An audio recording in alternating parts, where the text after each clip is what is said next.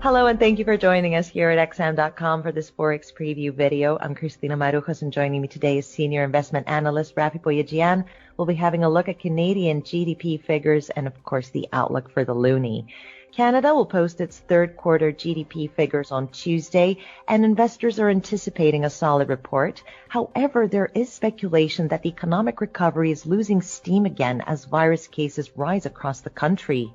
What are we likely to see in the report, Rafi? Well, Christina, as far as the third quarter is concerned, we are expecting a pretty strong rebound. We did have that 11.5% contraction on a quarterly basis in the second quarter when much of Canada was in lockdown during that period. So Statistics Canada is forecasting for the economy to have rebounded about 10% in the third quarter as we had those restrictions lifted. So as far as the GDP report is concerned, it should be pretty encouraging. However, as you said, things have deteriorated in the autumn, so fourth quarter numbers will probably be much worse. Canada is reporting a record number of daily increases in new infections. We've seen tighter restrictions across the country. Some areas such as Toronto are in second lockdown, and even now that we've got this news of a vaccine or several vaccines to be precise, it's still looking like it's going to be a pretty long road until we get a full recovery. So the GDP report should give us an encouraging sign,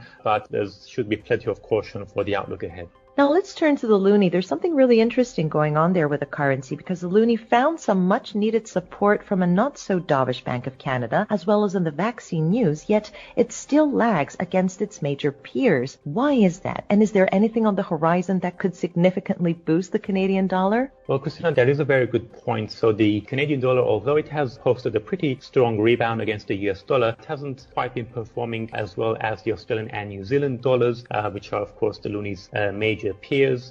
There's several reasons for that. One factor that could be holding back the loonie is we do have still this ongoing uncertainty about whether or not there's going to be more stimulus in the US. The US is Canada's biggest trading partner, so the US economic outlook does strongly impact the loonie as well. So if we were to see fiscal stimulus and also Fed stimulus in the US by the year end or early next year, that could provide a significant boost for the loonie. In the meantime, it has had some support, of course, from the Bank of Canada, pretty much signaling that it's unlikely to ease policy again. In fact, at the last meeting, the Bank of Canada dialed down their quantitative easing program. Now, if we do see some deterioration in the short term, it is possible that the Bank of Canada might actually scale its QE program back up again, but we're just talking about some minor recalibration. We're not expecting a huge policy easing by the Bank of Canada, so that should support the loonie. And also, we do have higher oil prices. The loonie has been already lifted on the back of that, and if next week we do have that OPEC Plus meeting, if they do agree on